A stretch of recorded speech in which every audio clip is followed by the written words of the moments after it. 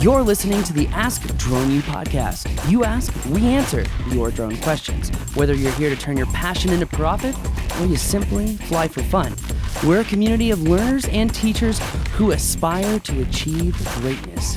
We are Drone U. Rob, watch out! Whoa, what?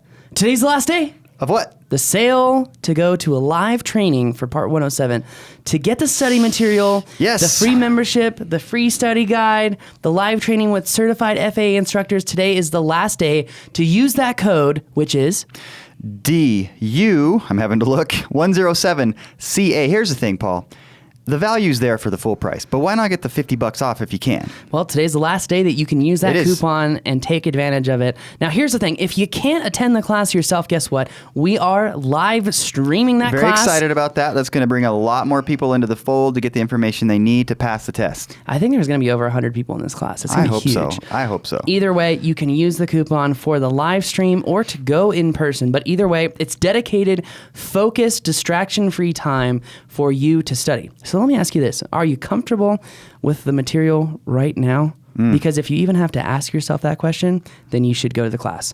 Absolutely. All right, let's get started. Really quick, before we get started, you need to go to droneulive.com. That's where you're going to find the links to purchase the class, be it live there in California with us, which we would love to see each and every one of you, or live streaming it, either one. Happy to have you. But invest in guys. Yourselves, guys. Invest in yourselves and get this done. Well, remember, this is just the first hurdle.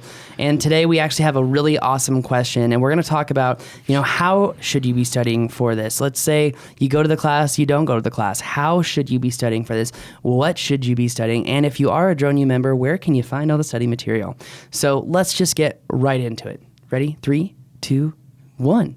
Hey everyone, welcome to another awesome episode of Ask Drone U. My name is Paul. And I'm Rob, and that's going to confuse some people. This is episode number 402, and we are so appreciative that you're hanging with us. We really are. Well, I hope you don't get tired of me saying that, because it's true. I the whole 3, 2, 1 thing really helps me get started into the whole No, thing. that's cool. Anyway. That's awesome. It is a beautiful day. It is Wednesday, whether you're listening in the car, you've subscribed to us and watch on YouTube. This is going to be one podcast you do not want to miss. So let's just go ahead and play the question. Let's get right into it. We're going to dive deep down. Again, if you're listening in the car, turn it up, because this is information you will not want to miss. My name is Daniel Otti, and I'm a member of Drone U. And my question is, where do we find the study material that we need to study for our remote pilot's license?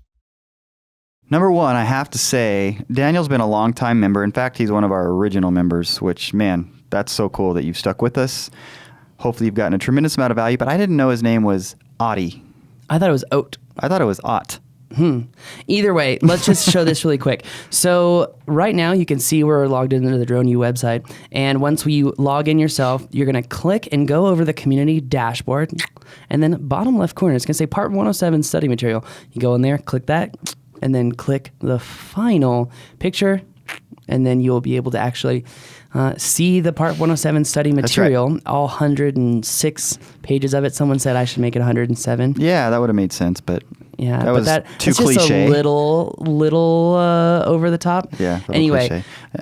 Go ahead. I was just say, obviously, he's talking to the people that are watching this on YouTube. If not, go check it out on YouTube. Get a little perspective into what the inside of the Drone U page looks like. Yeah, if you haven't seen it, you'll get a chance to actually check it out. Yeah. Either way, all right. Why am I going to tell you what I'm going to tell you? I want to just say a couple things really quick. I have taken actual FAA exams, not the Part 107 exam, but actual FAA exams. And I think that a lot of people would be really upset if I said, just learn how to take the test, which means you learn the questions, you learn the answers, and you learn how to take the test. Okay. Now, that's going to get you about 75% of the way. You really have to understand airspace and all of that, which is, when you take the test, you get maps, and you actually have to look at certain areas in certain sections. You can see all of this, by the way, if you log on to Instagram and go to instagram.com/thedroneu. As we post these questions a lot.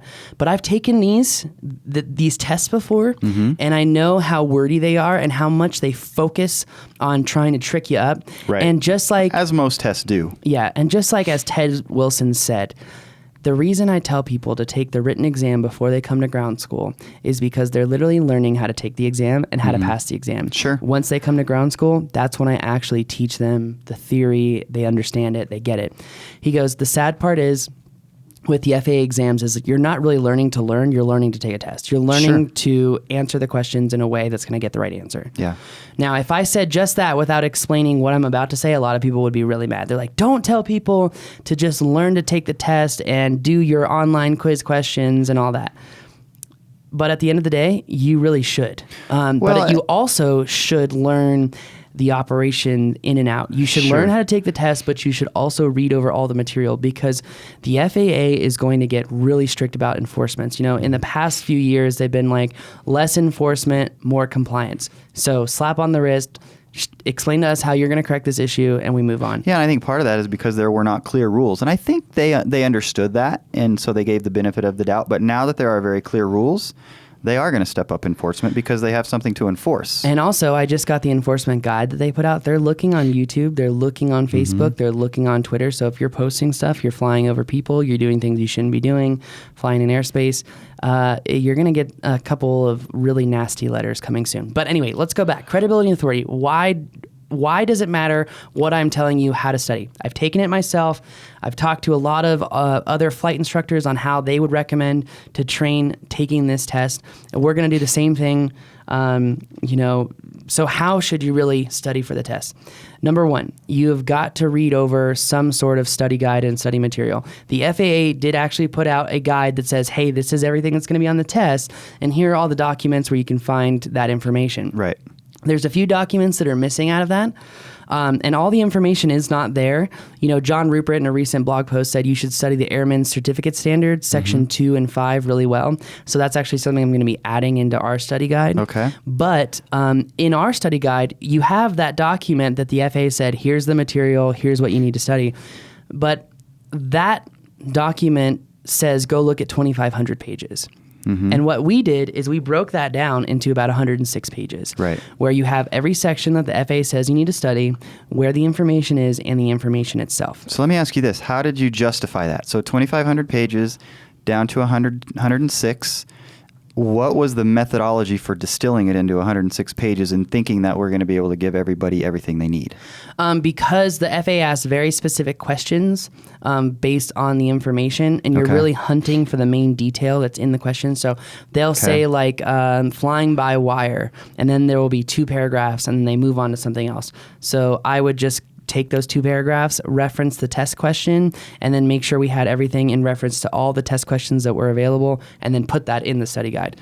So big time efficiency. It took me 2 weeks to do that. I mean efficiency for the person studying. Yeah. I know it took you forever to get that done. So going back to how to study. So I would read through the study guide. I would read through the AC 107-2. That's Advisory Circular 107-2. It's really like, hey, this is explaining 107. If you do read the actual 107 law, that document, they say, is 600 pages. The actual legislative part of that document is like 30 pages. It's page 594 to the end of the document. And the rest of it is narrative on examples, that kind of thing? It's, AUVSR said that we should do this and we consider it, but we're going to do this instead. Which was how most of those paragraphs ended, right? Yes. We got this suggestion, but we're going to do this. Yes. And a lot of the suggestions, like if you really know a lot about drones, you read about these other companies that say that they are all about drones, and it is a joke. It is like, excuse me? Are you asking about something that's already been done? Huh. Cool. You don't seem very intelligent. Anyway, I get a kick out of it, so I don't want to be cynical. All right, you've read through the study guide, AC 107-2. You've read through the Airman Certificate Standards, Section 2 and 5.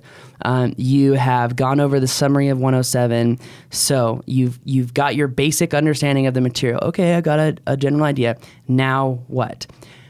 In order to pass this exam, you need to be taking study quiz after study quiz after study quiz after study quiz. This is how I single-handedly passed the exam for my powered parachute license. Right. We literally have the test questions here at Drone U. I'm not even saying that. Not the 40 questions that the FAA put out. I mean, like the official test questions. And I'm not going to say how we got that material. It's blatantly out in the obvious, and no one's found it, which is beautiful. But everyone at Drone U, who is a Drone U member, soon these questions are going to be built into a quiz that is going to be built into the website that you can use on your phone and take these questions, whether you're on a plane, you're in the car, you're waiting at the DMV for a new registration ticket, or maybe you're at your son's soccer game and you're just like, man, I really need to get some Coach study took time my in. son out of the game. Yeah. Might as well study. You spend 2 hours a day between now and the test date, and you're going to be fine. But for a lot of people, they don't have the tenacity, the persistence, the stick-to-itiveness, and the focus to do that. Sure. I mean, most people don't, and it's okay. I'm the same way. That's why we have the class. I'm going to recommend you go to the class, but if I'm going to summarize how to study, it's going to be study guide, and if you don't have a study guide, you're going to read AC 107-2, you're going to read the 107 summary, the last 30 pages, you're going to read the Airman Certificate Standards, but that's not going to cover you for airspace and operations and weather, and they want to know some very specific information about weather. They want to know how to measure the angle of attack or the chord line on a wing of an aircraft. But if people wanted to do it on their own, they didn't want to become a member or whatever and get our study guide, they can go dig into those 2,500 pages essentially, right? And it's going to take you a whole lot of time. But it's and possible, and and it's somebody totally could do it. possible. Yeah, Yeah. if you don't have the money, it's possible. It's going to take you a lot of time, though. And I mean, I think that's the paradox here. You know, spend less money, more time. Sure. More money, less time. But that always isn't the right case. There's another class going on, drone flight school. I think it's like $500. And our class is cheaper than that. And it's the same amount of time and same material. But we have multiple FAA flight instructors coming out to teach this. Very Nice. excited about that. Yeah, very cool. I will be heading up some of the sections as well, sections that I am familiar with. But, you know, John Rupert said on the podcast and in a blog post, majority of this test is going to be about airspace. And if you cannot master airspace, you're screwed. Yeah. That's why we have an FAA certified instructor coming in to teach all of you people. And again, if you don't have the money, you can't be there. I'm sorry. If you do have the money, which it's really not that much, and it's an investment in your business, you really should be there. If you can't be there physically, we've got a live stream. But the most important part about this is it's dedicated, focused time from very experienced individuals to get you past the test. What is that? It's the deliberate practice model. We are literally, what we tell you about, we are going to do to you so that we can ensure your success.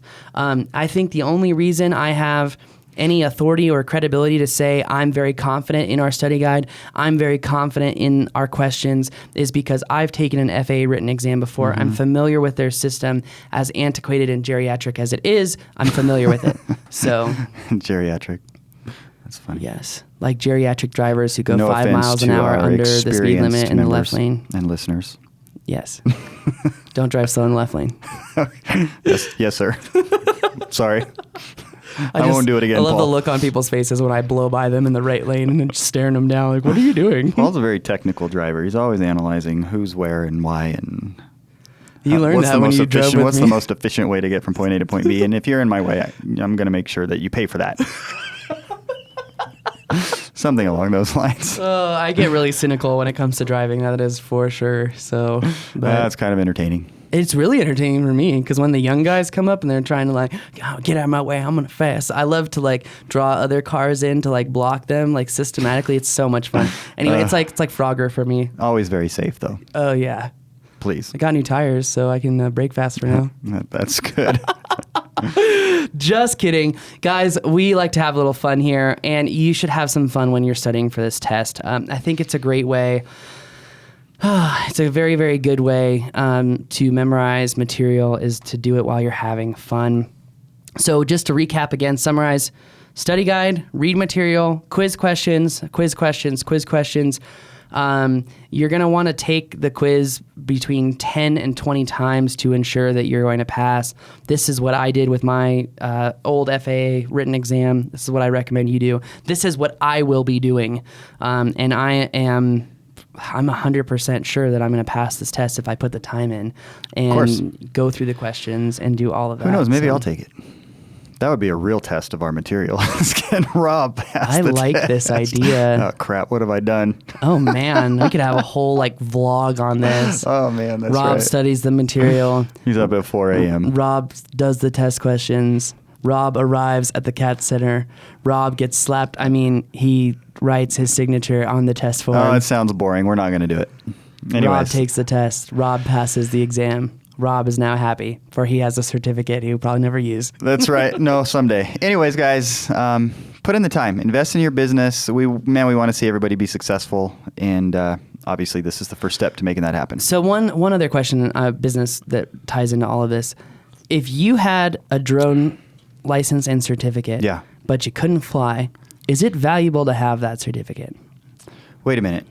If you didn't, I don't know. Is it? Can somebody else fly under your certificate? Is that what you're getting at? Yes, they can. Under your 107? Mm-hmm. So really? if you just want to become a better drone base or a better drone cast or a better whatever, it's very, very simple, in my opinion. So, well, we'll have to do another podcast on that and maybe go a little bit deeper about that. Well, essentially, it's very clear. You can get a 107 license and divvy the work out to someone else. You have to say, we've done pre-flight, it's safe to fly, and you have to be there, but they fly, and then you can, head out. It's a great way to divvy up jobs. It's a great way to capitalize if you're not a drone pilot. And I think there's tremendous value in that because a lot of the drone pilots in this world are not taking this test seriously. It's going to be harder than your last college exam, your senior year. Of course, I will say, I don't know that I would want to work with somebody who wasn't willing to put in the time to just pass the test themselves. Ooh. So that's something that you really want to weigh in light of what Paul's saying here. But that said, we can go into it at some point a little bit deeper. Yeah. Why you're saying that's possible, where in the law does it make that possible? We'll do that another time. Definitely. And we got some more upcoming interviews, so make sure you stay tuned. Subscribe to the channel. Subscribe via iTunes. If you write a review, please let us know. We'll send you some swag. But if this podcast has helped you out ever, just maybe once, give us a share, write a review. We would greatly appreciate it. And Rob and I don't mind if you talk in slang terms about the young kid and the old buck keeping me in line. That's okay. If the shoe fits. If the shoe fits. Yes, that's right. That's going to do it for us today. My name is Paul. I'm Rob. And this is AskDroneULive.com.